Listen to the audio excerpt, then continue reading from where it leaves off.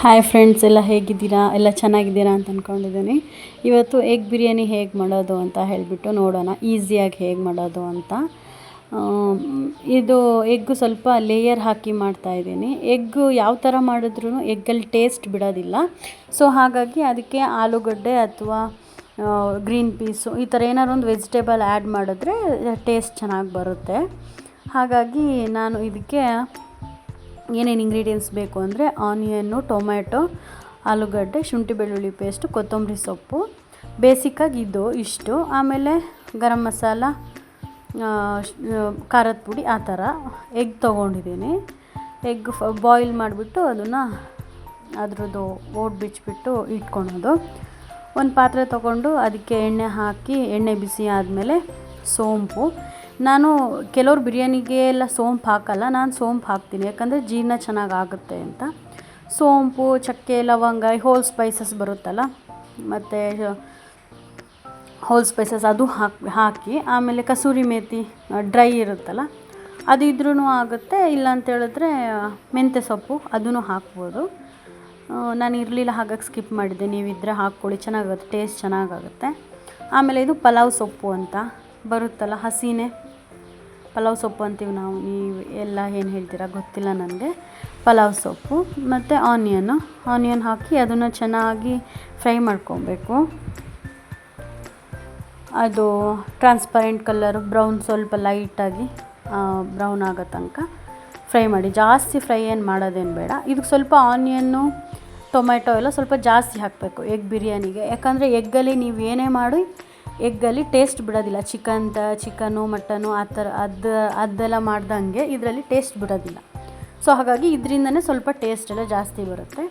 ಇದು ನಾನು ಸೈಡಲ್ಲಿ ರೈಸು ಮಾಡಿಬಿಟ್ಟು ಹಾಕ್ತಾ ಇರೋದು. ಅದಕ್ಕೆ ನೀರು ಹಾಕಿ, ನೀರು ಕುದಿ ಬಂದಮೇಲೆ ಅಕ್ಕಿ ಹಾಕೋದಲ್ಲ, ಸೈಡಲ್ಲಿ ರೈಸ್ ಬೇಯಿಸ್ಕೊಂಡು ಇದು ಗ್ರೇವಿ ಮಾಡಿ ಅದಕ್ಕೆ ಹಾಕೋದು. ಈಚೆ ಸೈಡು ಆನಿಯನ್ನು ಚೆನ್ನಾಗಿ ಫ್ರೈ ಆಗಿದೆ. ಅದಕ್ಕೆ ಶುಂಠಿ ಬೆಳ್ಳುಳ್ಳಿ ಪೇಸ್ಟ್ ಅಂದರೆ ತುಂಬ ಪೇಸ್ಟ್ ಮಾಡಿ ಹಾಕ್ಕೊಬೇಡಿ, ಸ್ವಲ್ಪ ತರಿ ಮಾಡಿ ಹಾಕ್ಕೊಳ್ಳಿ, ಚೆನ್ನಾಗಾಗುತ್ತೆ ಟೇಸ್ಟು. ಹಾಕಿಬಿಟ್ಟು ಚೆನ್ನಾಗಿ ಫ್ರೈ ಆದಮೇಲೆ ಅದಾದಮೇಲೆ ಟೊಮೆಟೊ ಹಾಕ್ಕೊಬೇಕು. ಟೊಮೆಟೊನೂ ಸ್ವಲ್ಪ ಜಾಸ್ತಿ ಹಾಕಿ, ನೀವು ಕ್ವಾಂಟಿಟಿ ನೋಡ್ಕೊಂಡ್ಬಿಟ್ಟು ಹಾಕಿ, ನೀವು ಎಷ್ಟು ಮಾಡ್ತಿದ್ದೀರಾ ಅಂತ. ಆಮೇಲೆ ಟೊಮೆಟೊ ಹಾಕಿ ಅದಕ್ಕೆ ಇದು ಉಪ್ಪು ಹಾಕ್ಕೊಬೇಕು. ಆವಾಗ ಟೊಮೆಟೊ ಬೇಗ ಕರಗುತ್ತೆ. ಉಪ್ಪು ಹಾಕಿ ತಿರುಗಿಸ್ಬಿಟ್ಟು ಅರಿಶಿನ ಪುಡಿ, ಇದು ಮೊಟ್ಟೆದಾಗಿರೋದ್ರಿಂದ ಸ್ವಲ್ಪ ಅರಿಶಿನ ಪುಡಿ ಜಾಸ್ತಿ ಹಾಕ್ಕೊತಾ ಇದ್ದೀನಿ. ನಾನು ನಾನ್ ವೆಜ್ಜಿಗೆ ಸ್ವಲ್ಪ ಅರಿಶಿನ ಪುಡಿ ಜಾಸ್ತಿ ಹಾಕ್ಕೊತೀನಿ. ಗರಂ ಮಸಾಲ, ಸ್ವಲ್ಪ ಪೆಪ್ಪರ್ ಪೌಡರು, ಚಿಲ್ಲಿ ಪೌಡರು ಹಾಕಿಬಿಟ್ಟು ಫ್ರೈ ಮಾಡ್ಕೊಳೋದು. ಇದು ಟೊಮೆಟೊ ಚೆನ್ನಾಗಿ ಫ್ರೈ ಆಗಬೇಕು. ಆಮೇಲೆ ಟೊಮೆಟೊ ಚೆನ್ನಾಗಿ ಫ್ರೈ ಆದಮೇಲೆ ಖಾರದ ಪುಡಿ ಅದೆಲ್ಲ ಮಸಾಲ ಐಟಮ್ಸ್ ಹಾಕಿ ತಿರುಗಿಸಿ ಒಂದು ರೌಂಡ್ ಫ್ರೈ ಮಾಡಿಕೊಂಡು ಎಣ್ಣೆ ಬಿಟ್ಟ ಮೇಲೆ ಮತ್ತೆ ಇದು ಸ್ವಲ್ಪ ಬೀಟ್ ಮಾಡ್ಕೊಂಡಿರೋ ಮೊಸರು ಹಾಕ್ಕೊಬೇಕು. ನಾನೊಂದು ಬೌಲ್ ಹಾಕ್ಕೊಂಡಿದ್ದೀನಿ. ಹಾಕಿ ಅದನ್ನು ಸ್ವಲ್ಪ ಎಣ್ಣೆ ಬಿಟ್ಟಂಗೆ ಆದಮೇಲೆ ನಾವು ಆಲೂಗಡ್ಡೆ ಕಟ್ ಮಾಡಿ ಇಟ್ಕೊಂಡು, ಸ್ವಲ್ಪ ದೊಡ್ಡ ಕಟ್ ಮಾಡ್ಕೊಳ್ಳಿ. ಆಲೂಗಡ್ಡೆನ ಹಾಕಿ ತಿರುಗಿಸ್ಕೊಳ್ಳಿ. ಮೊಟ್ಟೆನೂ ಸ್ವಲ್ಪ ತಿರುಗಿಸಿ ಆದಮೇಲೆ ಮೊಟ್ಟೆ ಹಾಕ್ಕೊಳ್ಳಿ. ಮೊಟ್ಟೆ ಕಟ್ ಮಾಡಿ ಹಾಕ್ಕೊಂಡ್ರೂ ಆಗುತ್ತೆ, ಹಾಗೆ ಹಾಕ್ಕೊಂಡ್ರು, ನೀವು ಹೆಂಗೆ ಹಾಕ್ಕೊಂಡ್ರೂ ಮೊಟ್ಟೆಗೇನು ಫ್ಲೇವರ್ಸ್ ಆಗಲಿ ಮೊಟ್ಟೆ ಒಳಗೆ ಟೇಸ್ಟ್ ಬರೋದಾಗಲಿ ಏನೂ ಆಗೋದಿಲ್ಲ. ಸ್ವಲ್ಪ ಫ್ರೈ ಆದರೆ ಚೆನ್ನಾಗಾಗುತ್ತೆ ಅಂತ ಒಂದು ಸ್ವಲ್ಪ ಮಸಾಲಕ್ಕೆ ಹಾಕಿಬಿಟ್ಟು ಒಂದು ರೌಂಡ್ ತಿರುಗಿಸಿ ಒಂದು ಸ್ವಲ್ಪ ಹೊತ್ತು ಬಿಟ್ಟು ಅದನ್ನು ಸ್ವಲ್ಪ ಫ್ರೈ ಆಗೋದು. ಕೆಲವರು ಎಣ್ಣೆಲ್ಲ ಸೈಡಲ್ಲಿ ಫ್ರೈ ಮಾಡಿ ಹಾಕ್ಕೊತಾರೆ, ಸ್ವಲ್ಪ ಹಾರ್ಡ್ ಆಗುತ್ತೆ ಮೊಟ್ಟೆ. ನನಗಷ್ಟು ಟೇಸ್ಟು ಅಷ್ಟೇನು ಇಷ್ಟ ಆಗೋಲ್ಲ. ಅದಕ್ಕೆ ನಾನು ಇದಕ್ಕೆ ಹಾಕ್ಕೊಂಬಿಟ್ಟು ಆಮೇಲೆ ಕೊತ್ತಂಬರಿ, ಪುದೀನ ಸೊಪ್ಪು ಹಾಕ್ಕೊಬೇಕು. ಹಾಕಿ ಒಂದು ರೌಂಡ್ ತಿರುಗಿಸ್ಕೊಂಡು ಎಗ್ನೆಲ್ಲ ತೆಗೆದು ಸೈಡಿಗೆ ಇಟ್ಕೊಳ್ಳಿ. ಯಾಕಂತ ಹೇಳಿದ್ರೆ ರೈಸ್ ಹಾಕಿ ನಾವು ತಿರುಗಿಸುವಾಗ ಅದು ಮೊಟ್ಟೆ ಒಡೆದು ಹೋಗುತ್ತೆ. ಹಾಗಾಗಿ ನಾನು ಮೊಟ್ಟೆನ ಸೈಡಿಗೆ ತೆಗೆದಿಟ್ಕೊತಿದ್ದೀನಿ. ಈಚೆ ಸೈಡ್ ರೈಸ್ ನಾನು ಬೇಯಕ್ಕೆ ಇಟ್ಟಿದ್ನಲ್ಲ, ಅದು ಬೆಂದಿದೆ. ಒಂದು 70%, 80% ಬೇಯಿಸ್ಕೊಬೋದು.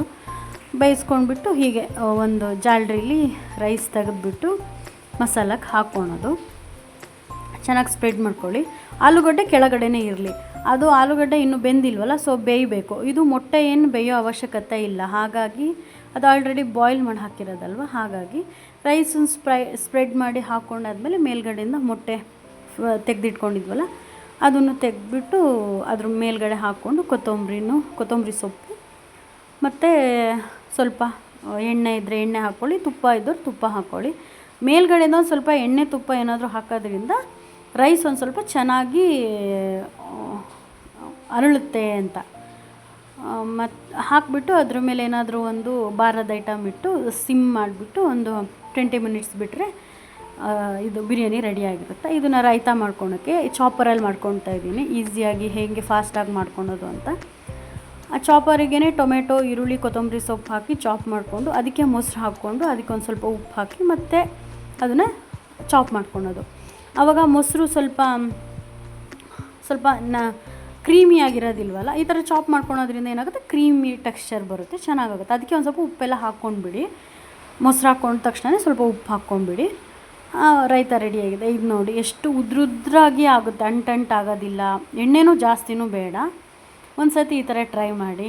Thank you. ನನ್ನ ಚಾನಲ್ ಸಬ್ಸ್ಕ್ರೈಬ್ ಮಾಡ್ಕೊಳ್ಳಿ. ಸ್ವಲ್ಪ ವೀಡಿಯೋಸು ರೆಗ್ಯುಲರಾಗಿ ಹಾಕ್ತಿಲ್ಲ, ಇನ್ನು ಟ್ರೈ ಮಾಡ್ತೀನಿ. ಬಾಯ್.